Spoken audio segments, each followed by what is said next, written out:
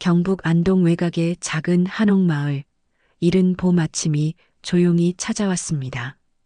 68세 순자는 평소와 다름없이 새벽 5시에 눈을 떴죠.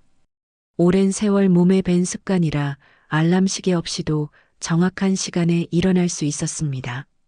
창문 너머로 들어오는 희미한 새벽빛이 순자의 주름진 얼굴을 부드럽게 비췄습니다. 순자는 먼저 마당으로 나가 우물에서 찬물을 한 바가지 떠서 세수를 했습니다. 차가운 물이 얼굴에 닿자 잠이 완전히 깼죠.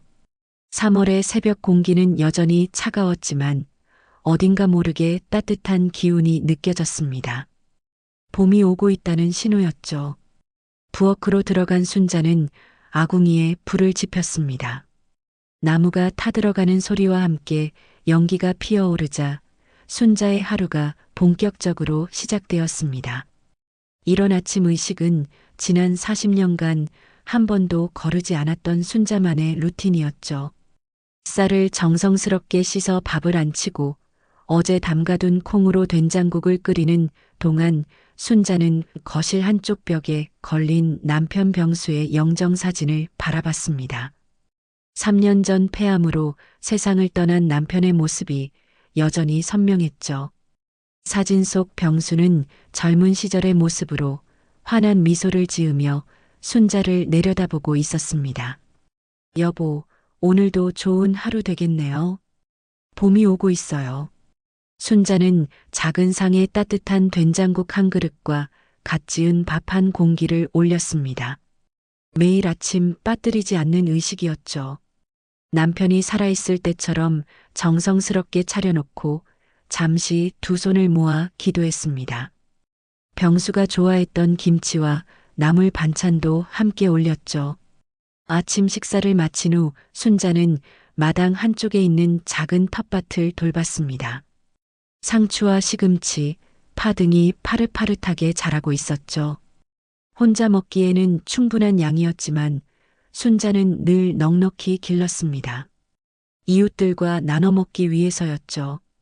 특히 혼자 사는 김할아버지에게는 자주 나물을 가져다 주었습니다. 오늘도 순자는 파릇파릇한 상추 몇 포기를 따서 바구니에 담았습니다. 김할아버지가 좋아할 것 같았거든요. 아, 그러고 보니 지영이 전화한 지 벌써 일주일이 넘었네. 순자는 며느리 지영 생각에 미소를 지었습니다. 아들 민수가 5년 전 교통사고로 세상을 떠난 후 지영은 순자에게 유일한 가족이 되었습니다. 비록 서울에 살면서 자주 만나지는 못하지만 한 달에 한 번씩은 꼭 안부 전화를 했죠. 그때마다 지영은 순자의 건강을 세심하게 챙겨주었습니다. 지영에게는 12살 된 아들 지훈이가 있었습니다. 순자에게는 사랑스러운 손자였죠. 민수를 닮아서인지 지훈이는 할머니를 무척 따랐습니다. 방학 때마다 안동으로 내려와 순자와 시간을 보내곤 했죠. 지훈이가 오면 집안이 떠들썩해졌습니다. 아이의 웃음소리가 오랜만에 들리니 순자도 덩달아 기뻤거든요. 순자는 매달 지영에게 생활비를 보내고 있었습니다. 국민연금과 기초생활수급비가 전부인 순자에게는 결코 적은 돈이 아니었지만 며느리와 손자를 생각하면 아까울 것이 없었죠. 지영이 홀로 아이를 키우며 살아가는 것이 얼마나 힘든지 알고 있었거든요. 요즘 세상에 저렇게 착한 며느리가 어딨노? 민수가 정말 잘 데려왔지. 순자는 혼잣말을 하며 고개를 끄덕였습니다. 지영은 정말 착한 며느리였죠. 시어머니를 극진히 모셨고 민수가 살아있을 때도 집안일을 도맡아 했습니다. 민수가 죽은 후에도 순자를 친어머니처럼 섬겼죠. 명절 때마다 빠지지 않고 인사를 드렸고 순자의 생일도 챙겨주었습니다. 점심시간이 되자 순자는 간단히 국수를 끓여 먹었습니다. 혼자 먹는 식사는 늘 간소했죠. 하지만 순자는 불평하지 않았습니다. 남편과 아들을 다 잃었지만 여전히 감사할 일들이 많다고 생각했거든요. 오후가 되자 순자는 동네 우체통을 확인하러 갔습니다. 며칠 전부터 등기 우편이 와 있다는 우체부 아저씨의 말을 들었기 때문이었죠. 우체통까지는 집에서 10분 정도 걸었습니다. 순자는 천천히 걸으며 마을 풍경을 둘러봤습니다. 봄이 오면서 마을 곳곳에 꽃들이 피기 시작했습니다. 개나리가 노랗게 피었고 벚나무에서는 꽃봉오리가 맺혔죠. 순자는 이런 계절의 변화를 보는 것을 좋아했습니다. 자연의 순환 속에서 위안을 얻었거든요. 우체통을 열어보니 정말 등기우편 한 통이 들어 있었습니다. 발신인 주소를 보니 오호생명보험이라고 적혀 있었습니다. 순자는 고개를 갸웃거렸죠. 보험 같은 것은 가입한 적이 없었는데 왜 보험회사에서 편지를 보냈을까요? 이상하네. 뭔가 잘못 온 것 같은데. 순자는 등기우편을 들고 집으로 돌아왔습니다. 안경을 쓰고 봉투를 자세히 살펴보니 수취인이 분명히 본인 이름으로 되어 있었죠. 주소도 정확했습니다. 순자는 더욱 의아해했습니다. 봉투를 뜯어보니 두꺼운 서류 뭉치가 들어 있었습니다. 표지에는 생명보험증권이라고 큰 글씨로 적혀 있었죠. 순자는 당황했습니다. 자신이 보험에 가입한 적이 없는데 왜 이런 서류가 온 것일까요? 서류를 한 장씩 넘겨보던 순자의 눈이 커졌습니다. 가입자 이름란에 남편 병수의 이름이 적혀 있었던 것입니다. 그리고 보험 금액란에는 놀라운 숫자가 적혀 있었죠. 보험금 1억 원. 순자는 손이 떨렸습니다. 1억 원이라는 큰 돈을 본 것도 처음이었고 남편이 이런 보험에 가입했다는 사실도 전혀 몰랐기 때문이었죠. 병수는 평생 검소하게 살았던 사람이었는데 언제 이런 큰 보험에 가입했을까요? 이게 무슨 일이고, 더욱 놀라운 것은 수익자란에 적힌 이름이었습니다. 순자의 이름도 죽은 아들 민수의 이름도 아닌 며느리 지영의 이름이 적혀 있었던 것입니다.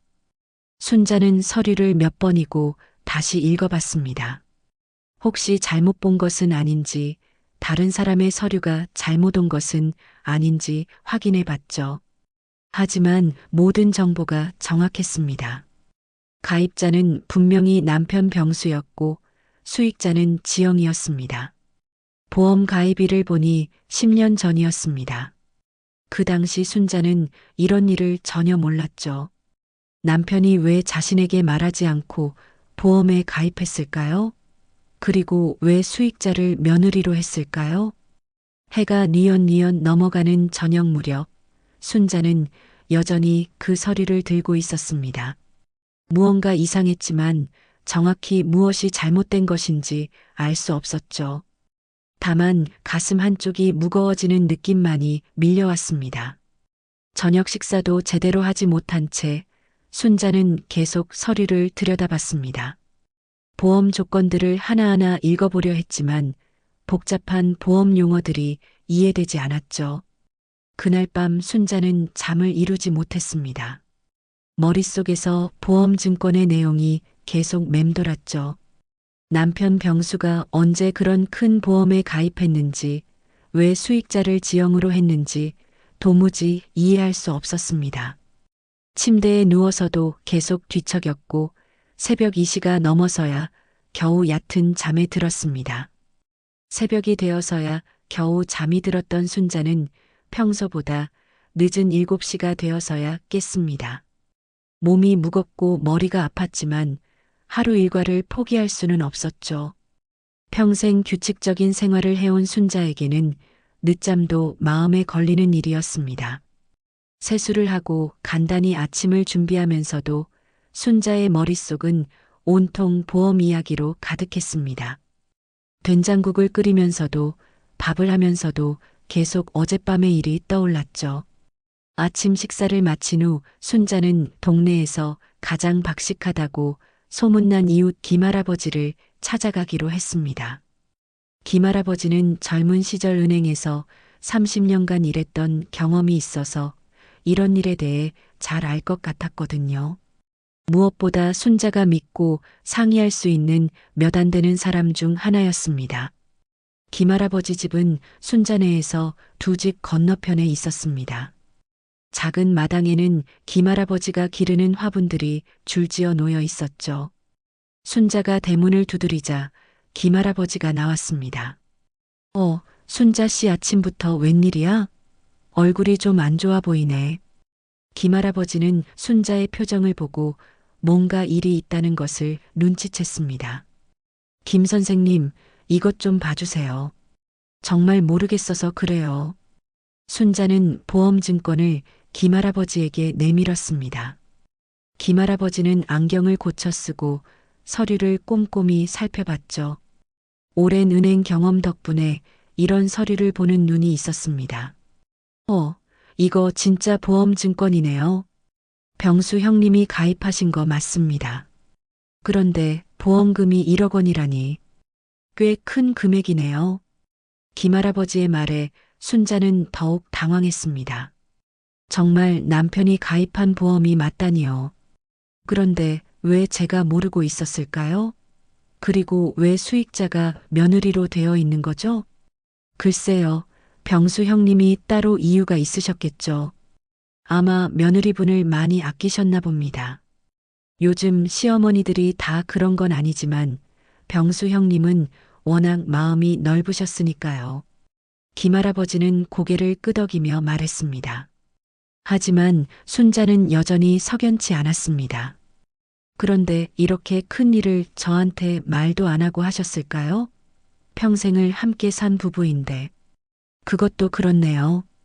보통은 가족들과 상의를 하는 게 맞는데 혹시 깜빡하고 말씀을 안 하신 건 아닐까요?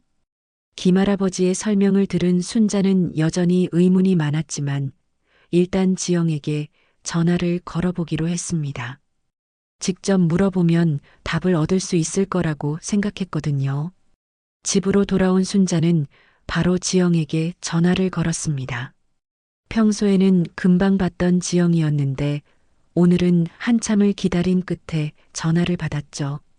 어머님, 무슨 일이세요? 지영의 목소리는 평소보다 차가웠습니다.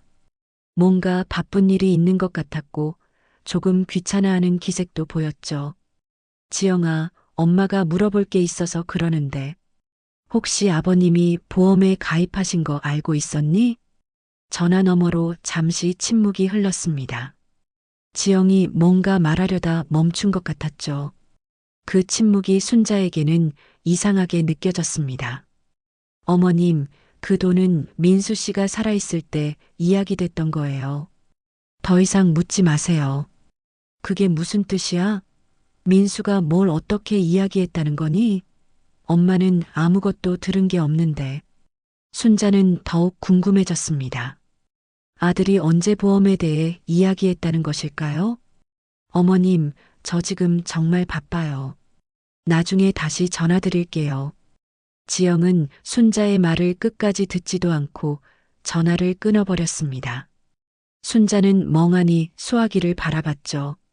평소 그렇게 예의 바르던 지영이 이렇게 차갑게 대한 적은 처음이었습니다. 뭔가 이상했습니다. 며칠이 지나도 지영에게서 전화가 오지 않았습니다. 순자가 다시 전화를 걸어봤지만 지영은 받지 않았죠. 문자 메시지만 간단히 답장이 왔습니다. 어머님, 요즘 너무 바빠서 전화 받기 어려워요. 곧 연락드릴게요. 하지만 그 후로도 지영에게서는 아무런 연락이 없었습니다. 평소 한 달에 한 번씩 꼬박꼬박 안부 전화를 하던 지영이 이렇게 연락을 끈다니 순자는 점점 불안해졌죠. 혹시 무슨 일이 생긴 건 아닐까 하는 생각이 들었습니다. 보름이 지나자 순자는 참을 수 없었습니다. 보험증권 일도 궁금했지만 무엇보다 지영과 지훈이의 안부가 걱정되었거든요. 혹시 무슨 큰 일이 생긴 건 아닐까 하는 생각이 머릿속을 떠나지 않았습니다. 순자는 평생 모아둔 적금을 깨서 서울행 버스표를 샀습니다. 안동에서 서울까지는 4시간이 넘게 걸리는 먼 길이었지만 직접 가서 확인해 봐야겠다고 마음먹었죠. 68세의 나이에 혼자 서울까지 가는 것은 쉬운 일이 아니었지만 가족이 걱정되는 마음에는 어쩔 수 없었습니다. 버스에서 4시간을 보내며 서울에 도착한 순자는 지영이 사는 아파트를 찾아갔습니다.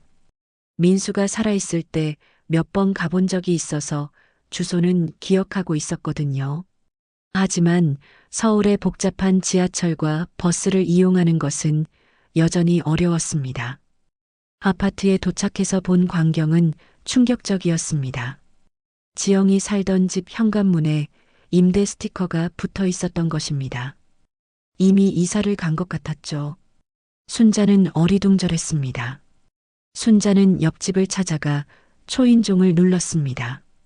중년 여성이 문을 열었는데 순자를 보고 놀라는 표정을 지었습니다.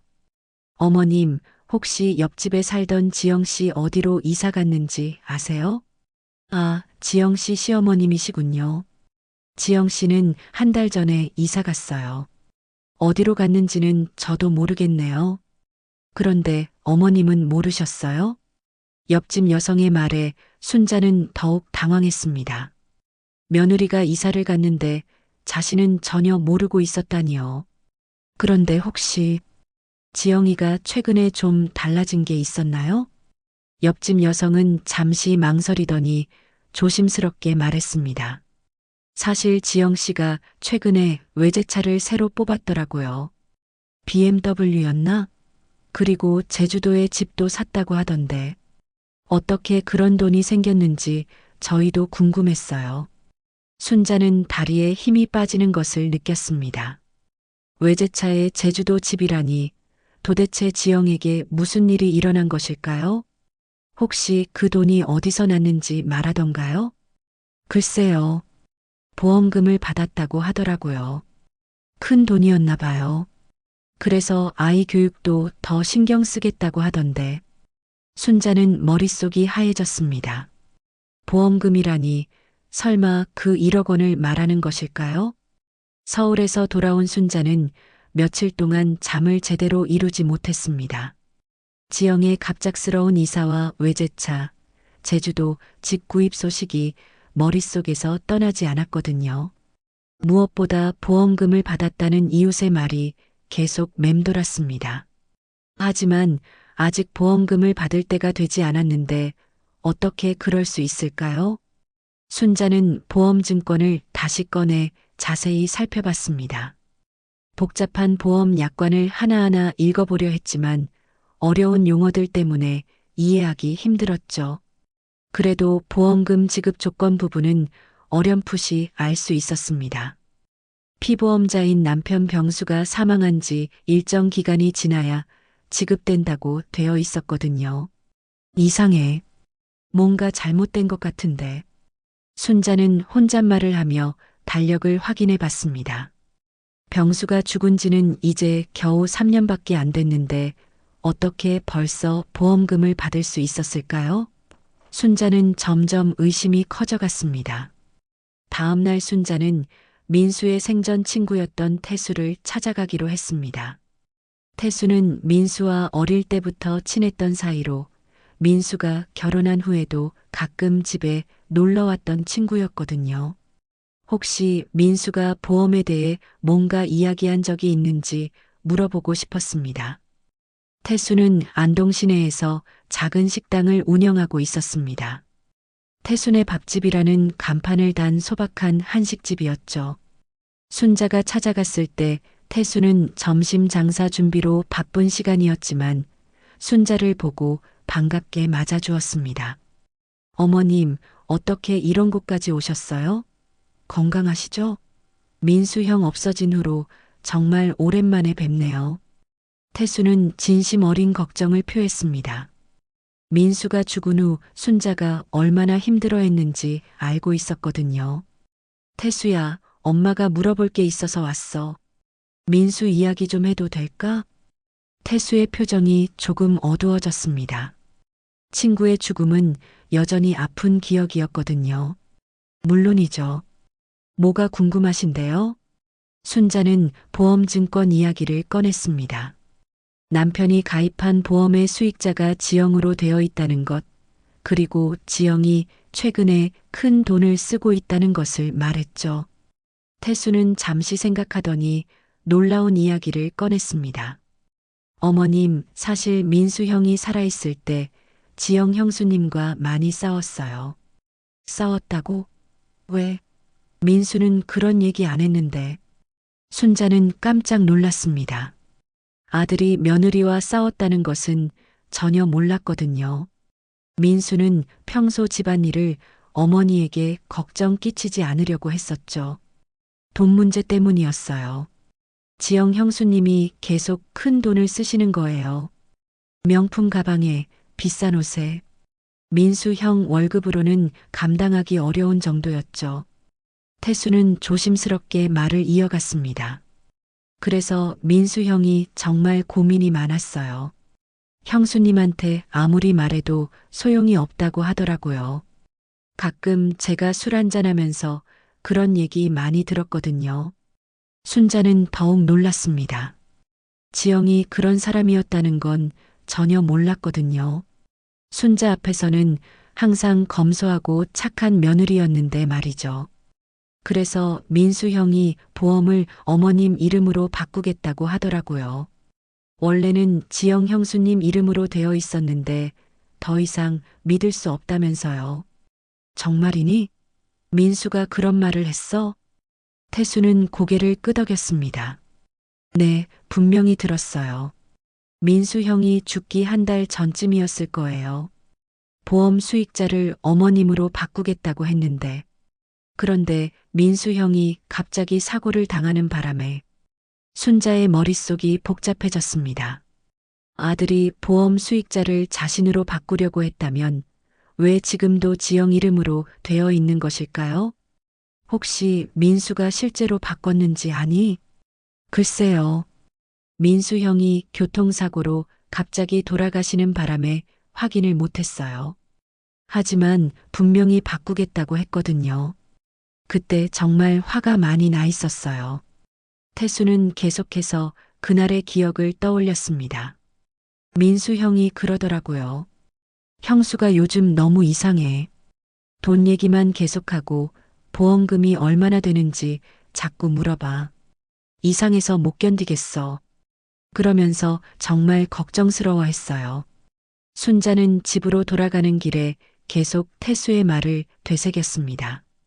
아들이 보험 수익자를 바꾸려고 했다면 지금 지영 이름으로 된 보험증권은 뭔가 잘못된 것일 수도 있었죠. 집에 도착한 순자는 바로 보험회사에 전화를 걸었습니다. 고객센터 직원에게 상황을 설명하고 보험 수익자 변경 내역을 확인해 달라고 요청했죠. 고객님, 해당 보험의 수익자 변경 신청은 접수된 적이 없습니다. 현재 수익자는 지영 고객님으로 되어 있어요. 그럼 언제부터 지영 씨가 수익자였나요? 보험 가입 당시부터 지영 고객님이 수익자로 등록되어 있습니다. 중간에 변경된 적은 없어요. 순자는 더욱 혼란스러워졌습니다. 태수의 말이 맞다면 민수가 수익자를 바꾸려고 했는데 왜 변경되지 않은 것일까요? 혹시 변경 신청을 하려고 상담받은 기록은 없나요? 잠시만요. 5년 전에 민수 고객님이 전화로 수익자 변경에 대해 문의하신 기록이 있네요. 하지만 실제로 신청서를 제출하지는 않으셨어요. 순자는 이제 조금씩 그림이 그려지기 시작했습니다. 민수가 정말로 수익자를 바꾸려고 했지만 실행하기 전에 사고를 당한 것 같았죠. 다음 날 순자는 법률구조공단을 찾아갔습니다. 뭔가 잘못된 것 같은데 어떻게 해야 할지 모르겠어서였죠. 법률구조공단은 경제적으로 어려운 사람들을 위해 무료로 법률 상담을 해주는 곳이었습니다. 법률구조공단의 변호사는 순자의 이야기를 자세히 들어봤습니다. 그리고 몇 가지 중요한 질문을 했죠. 어머님, 혹시 아드님이 보험 수익자를 바꾸려고 했다는 증거가 있나요? 태수가 직접 들었다고 하는데 그것만으로는 부족합니다. 더 확실한 증거가 필요해요. 문서나 녹음 또는 다른 사람의 증언이 있어야 합니다. 변호사는 순자에게 몇 가지 조사해 볼 것들을 알려주었습니다. 민수의 휴대폰 기록, 보험회사와의 통화 내역, 그리고 민수가 남긴 개인 물품들을 살펴보라고 했죠. 특히 아드님의 개인 물품을 꼼꼼히 살펴보세요. 메모나 일기 또는 다른 기록이 있을 수 있어요. 집으로 돌아온 순자는 민수의 방을 다시 정리하기 시작했습니다. 아들이 죽은 후 그대로 놔둔 방이었지만 이제는 뭔가 단서를 찾아야 했거든요. 민수의 방 정리는 순자에게 쉽지 않은 일이었습니다. 5년 전 아들이 죽은 후 그대로 놔둔 방에는 민수의 흔적들이 고스란히 남아 있었거든요.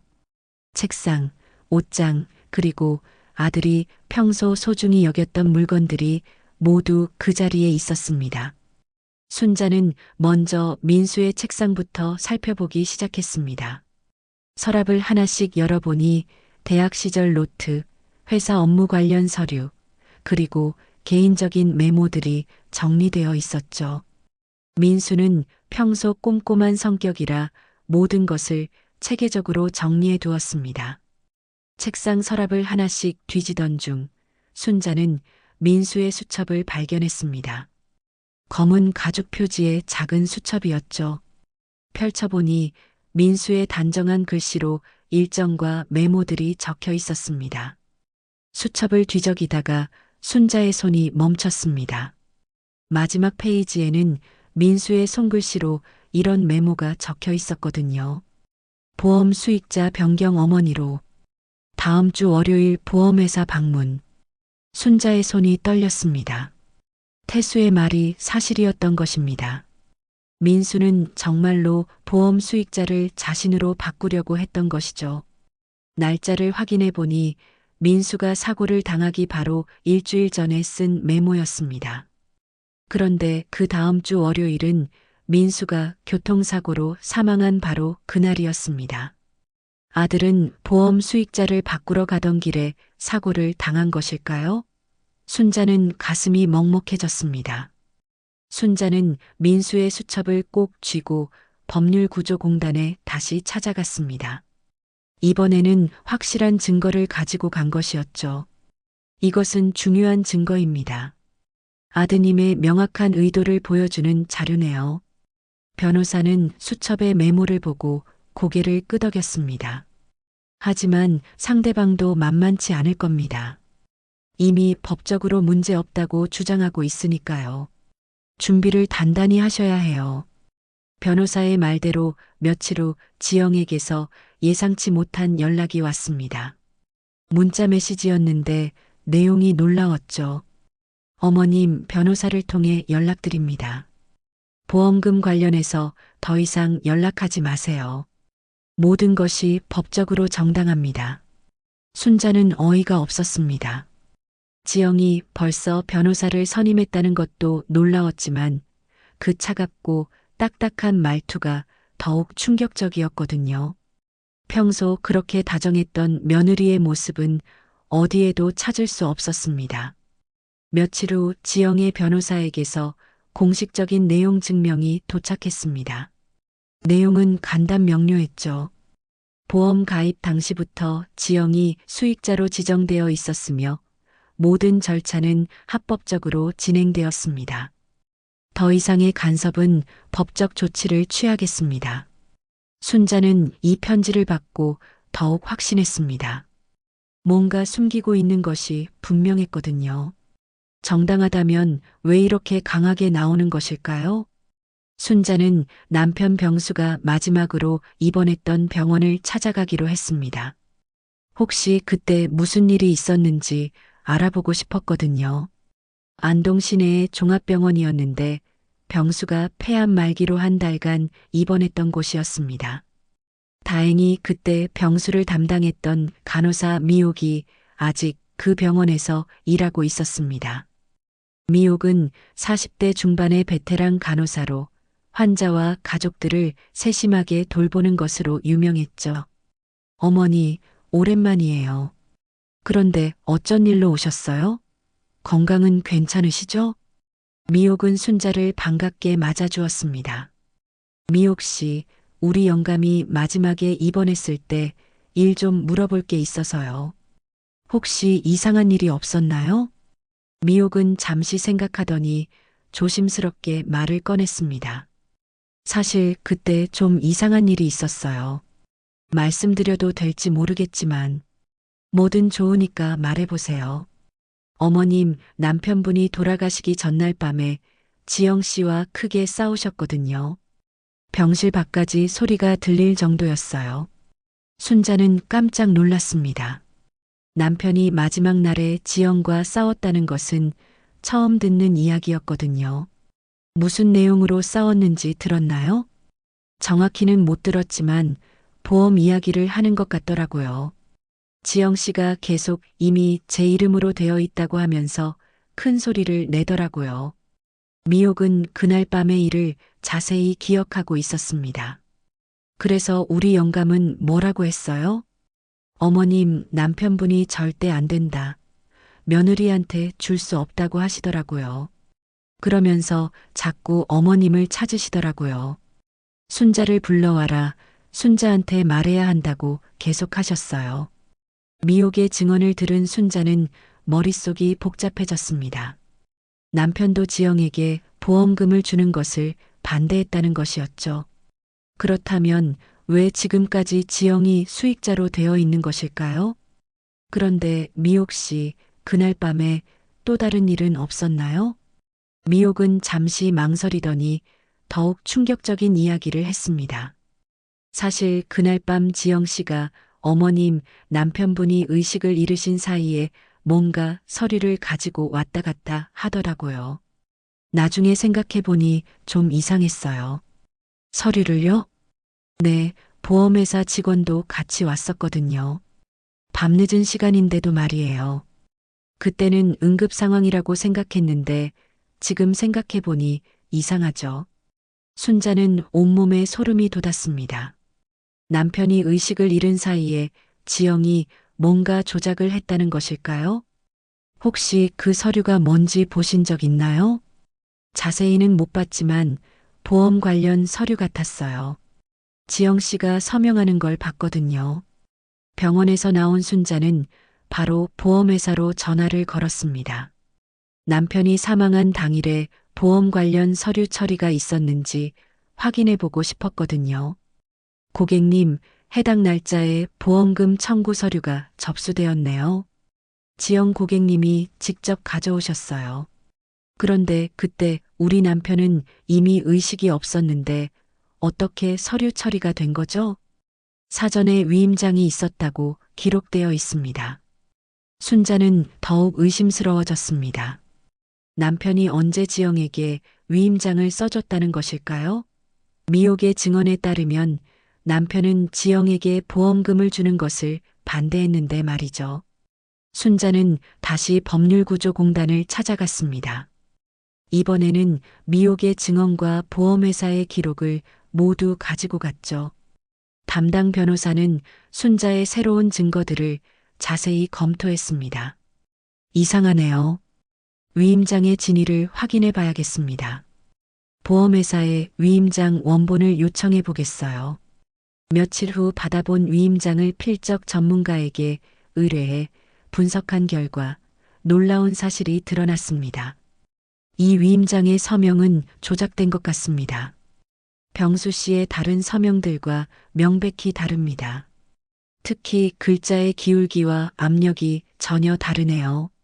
순자는 분노가 치밀어 올랐습니다. 지영이 남편의 서명을 위조해서 보험금을 가로챈 것이었죠. 이제 확실한 증거가 생겼습니다. 보험 사기로 고발할 수 있어요. 변호사의 말에 순자는 고개를 끄덕였지만 마음 한편으로는 여전히 믿기지 않았습니다. 그렇게 착하다고 생각했던 며느리가 이런 일을 저질렀다니 말이죠. 하지만 순자가 법적 대응을 준비하고 있다는 소식이 지영에게 전해지자 지영은 예상치 못한 수를 두었습니다.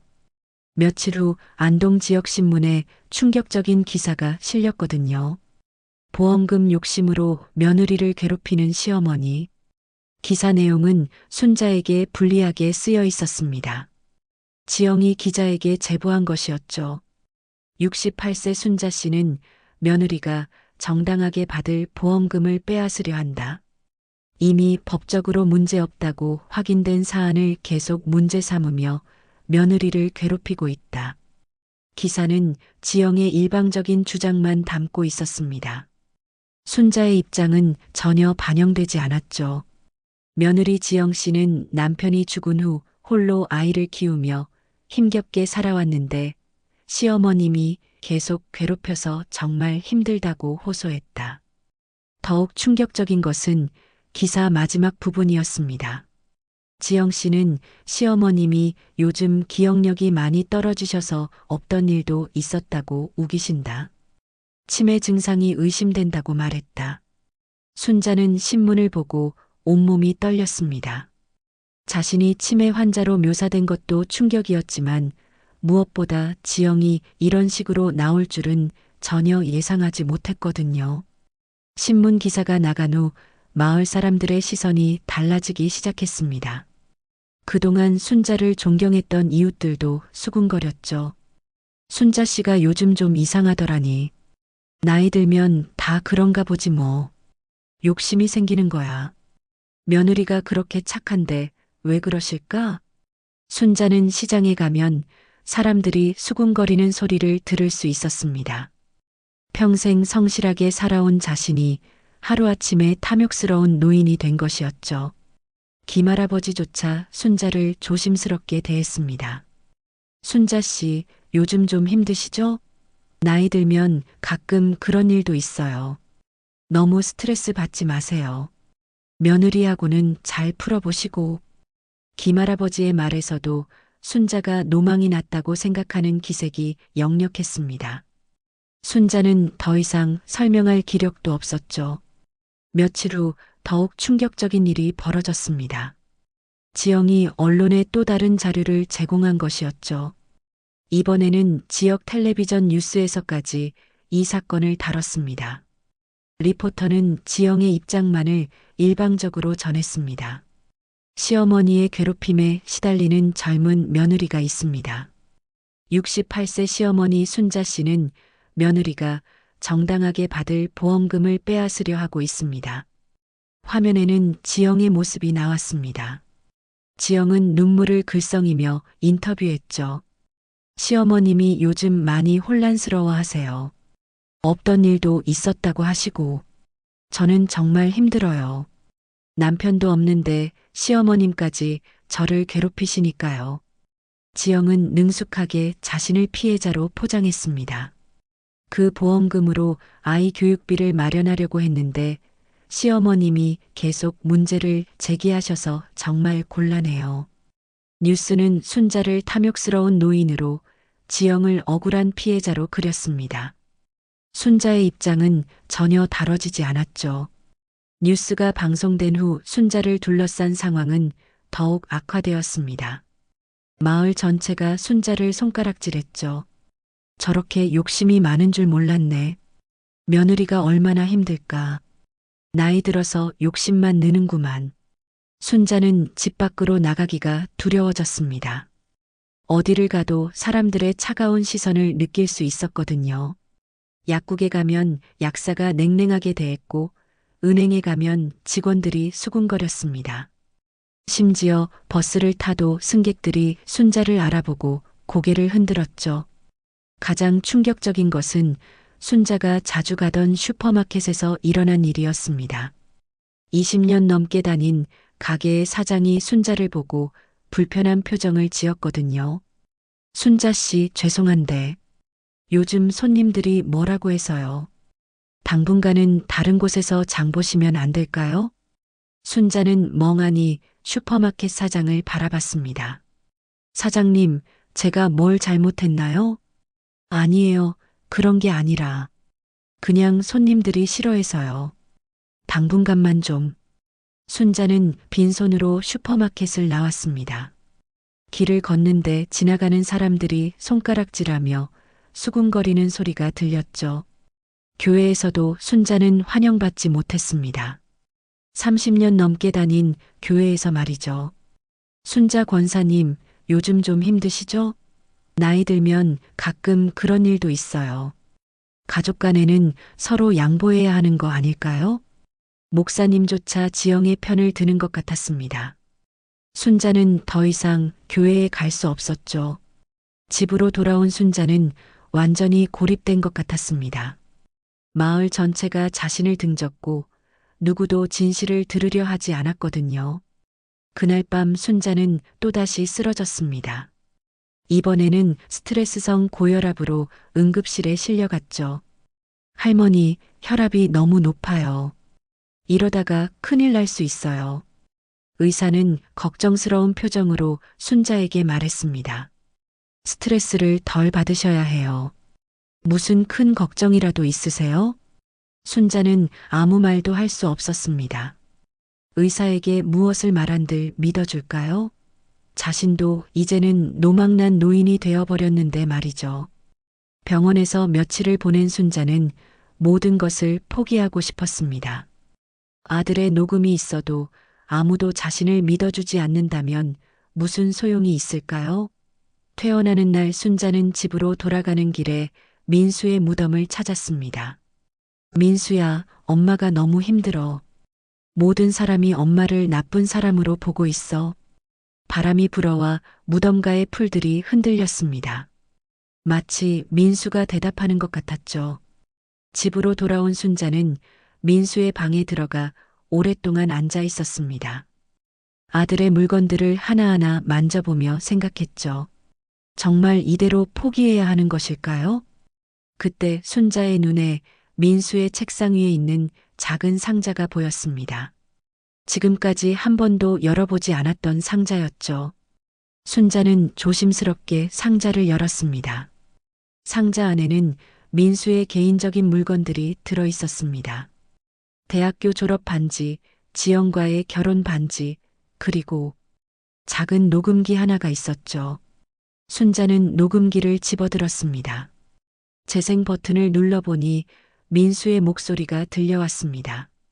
엄마, 이 녹음을 듣고 계시다는 것은 제가 이미 세상에 없다는 뜻이겠죠.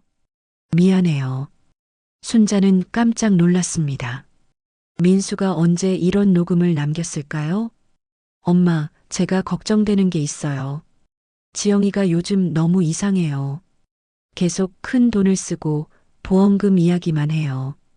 순자의 눈에서 눈물이 흘렀습니다. 아들이 마지막까지 자신을 걱정했다는 것을 알 수 있었거든요. 저는 보험 수익자를 엄마로 바꾸려고 해요. 이건 엄마를 위해 준비한 거예요. 지영이랑 얘기했는데 며칠 후에 변경 신청할 거예요.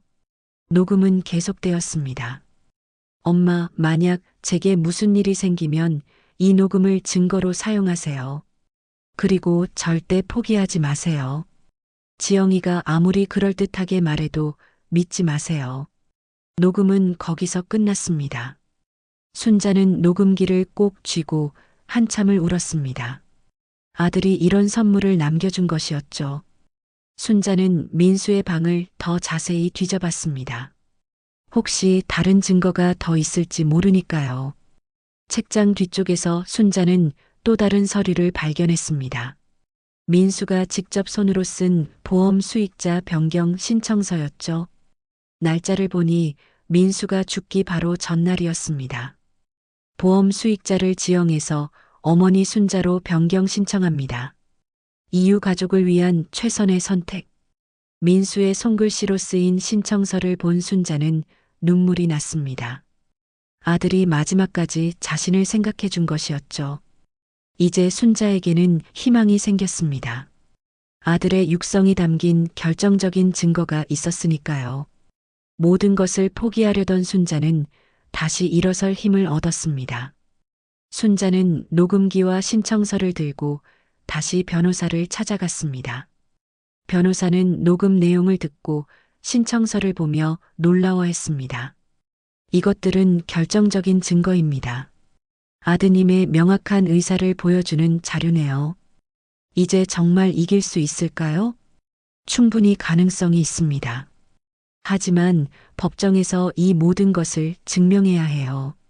상대방도 강력하게 맞설 것 같으니 각오하셔야 합니다. 순자는 마지막 희망을 품고 법정 투쟁을 준비하기 시작했습니다. 비록 온 세상이 자신을 의심해도 법정에서만큼은 진실이 밝혀질 것이라고 믿었거든요. 며칠 후 순자는 또 다른 중요한 증인을 찾았습니다. 남편 병수가 입원했던 병원의 야간 경비원이었죠. 그는 그날 밤 지영이 보험회사 직원과 함께 온 것을 목격했습니다. 그날 밤 12시가 넘은 시간이었는데 여자분이 정장 입은 남자와 함께 왔어요. 이상해서 기억하고 있었죠. 경비원의 증언도 중요한 증거가 되었습니다. 순자는 보험 설계사도 찾아냈습니다. 그는 그날 밤 지영의 요청으로 급하게 병원에 갔다고 증언했죠. 지영 씨가 급하다고 해서 갔는데 환자분은 이미 의식이 없으셨어요. 그런데 위임장이 있다고 해서 절차를 진행했습니다. 하지만 그 설계사는 위임장의 서명이 이상하다고 느꼈다고 말했습니다. 솔직히 좀 이상하다고 생각했어요. 하지만 급한 상황이라고 해서 이제 순자에게는 민수의 녹음, 수기 신청서, 간호사와 경비원의 증언, 그리고 설계사의 증언까지 모든 증거가 갖춰졌습니다. 아들 민수와 남편 병수의 진정한 마음을 세상에 알리기 위한 마지막 싸움이 시작되는 순간이었습니다. 법정 개정일이 다가왔습니다. 순자는 평생 가보지 못한 법원에 서게 되었죠. 68년을 살면서 이런 곳에 올 줄은 꿈에도 생각하지 못했습니다. 법정 안은 생각보다 많은 사람들로 가득했습니다. 언론에서 관심을 가진 사건이라 기자들도 여러 명 와 있었죠. 순자는 떨리는 마음으로 자리에 앉았습니다. 지영이 들어왔을 때 순자는 깜짝 놀랐습니다.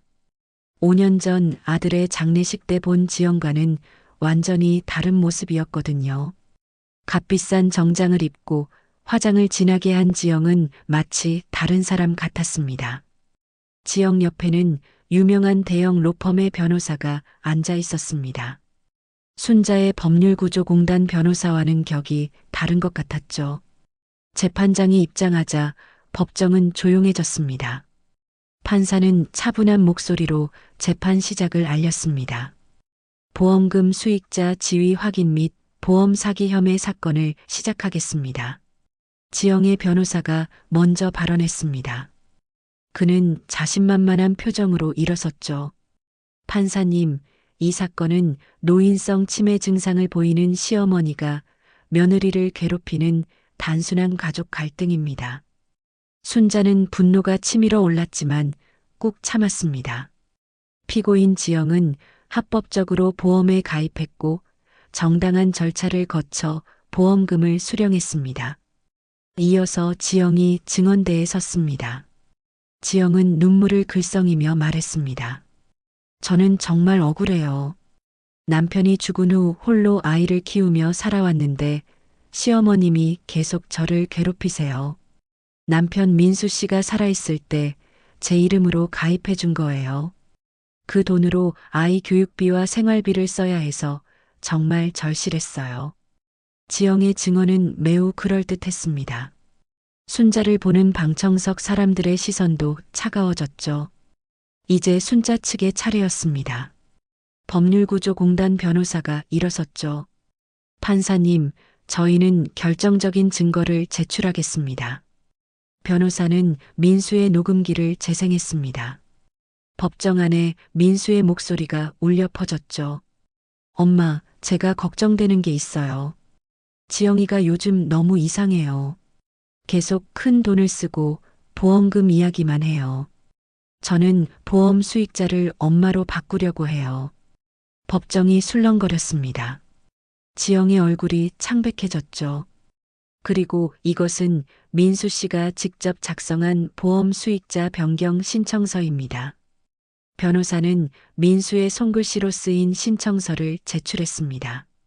지영의 변호사가 반박했습니다. 녹음의 진위를 확인할 수 없고 신청서도 실제로 제출된 적이 없습니다.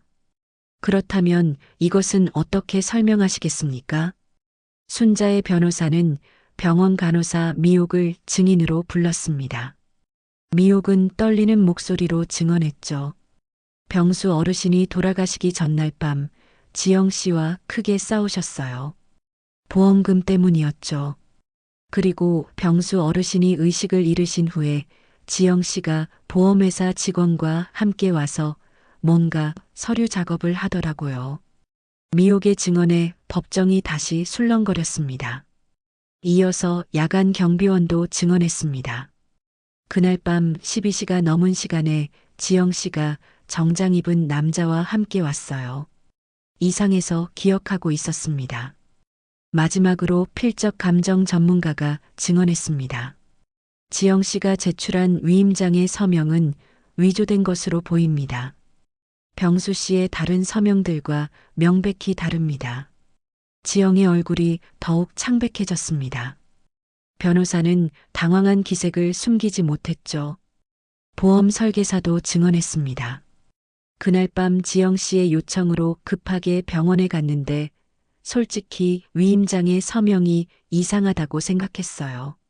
하지만 급한 상황이라고 해서 이제 지영이 최후 변론을 할 차례였습니다. 지영은 떨리는 목소리로 말했습니다.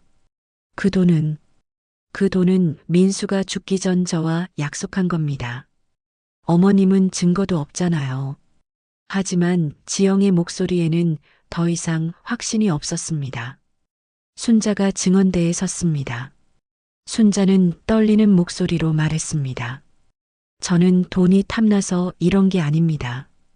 제 아들과 남편의 마지막 마음을 지키고 싶을 뿐입니다.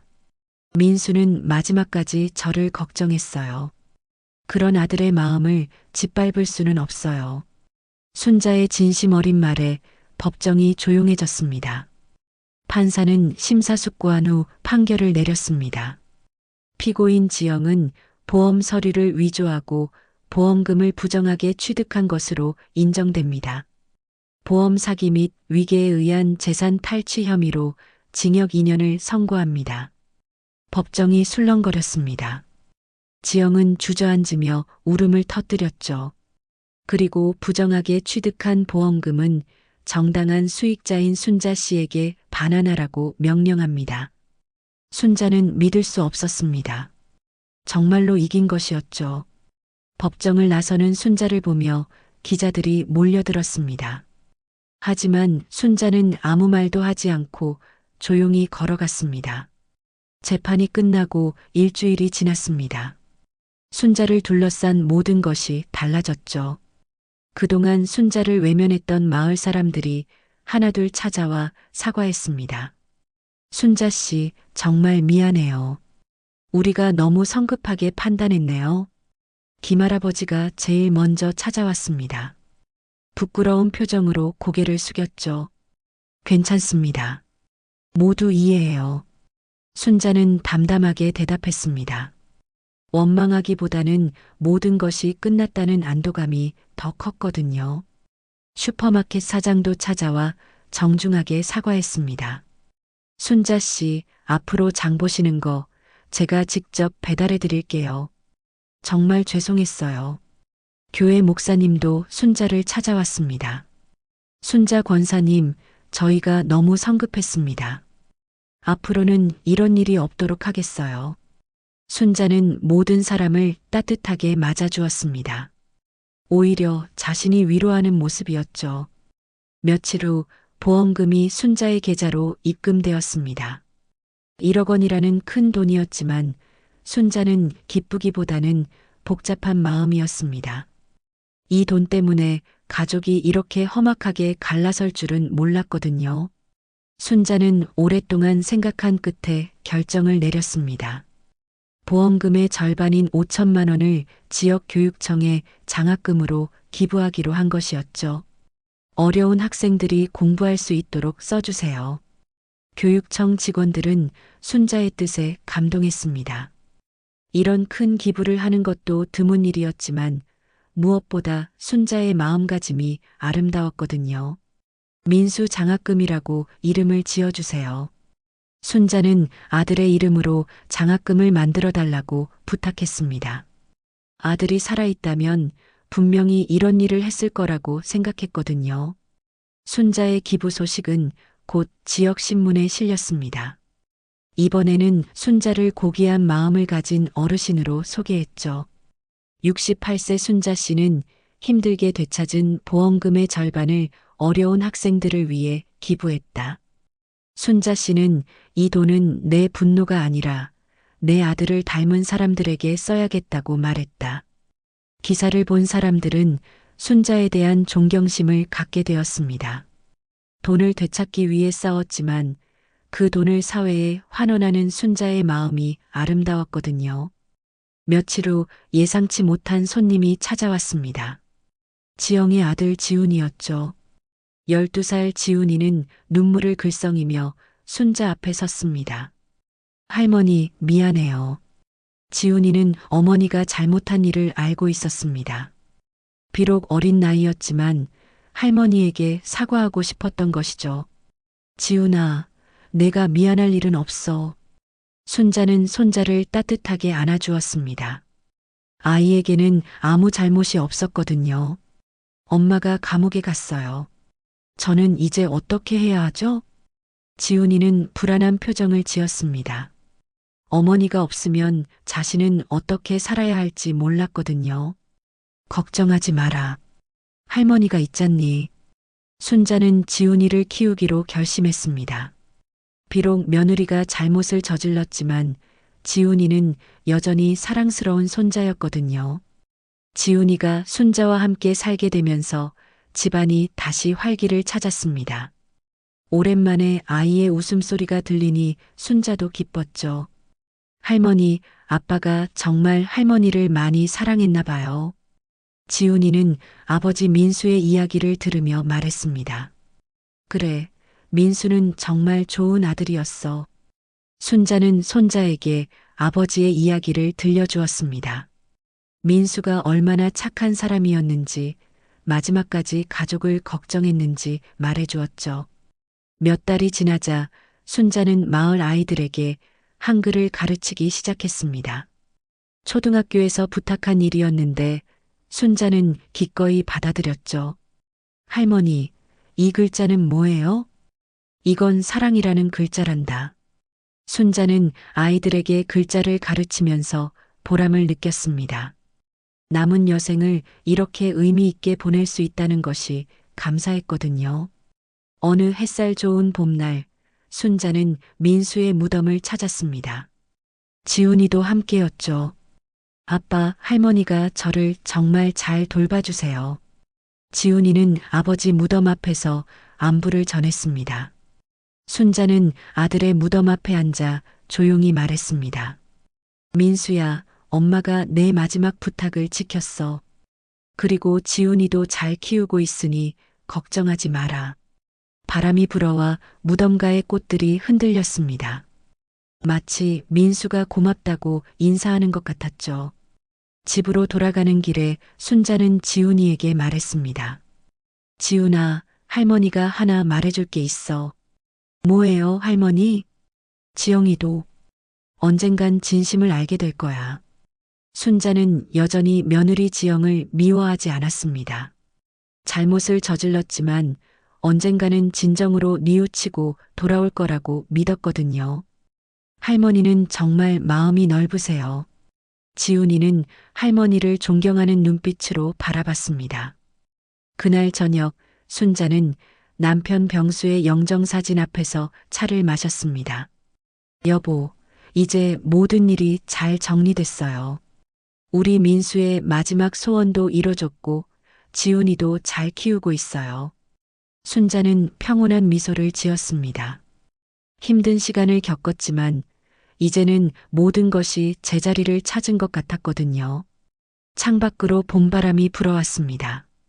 새로운 계절이 시작되는 것처럼 순자의 삶에도 새로운 평화가 찾아온 것이었죠.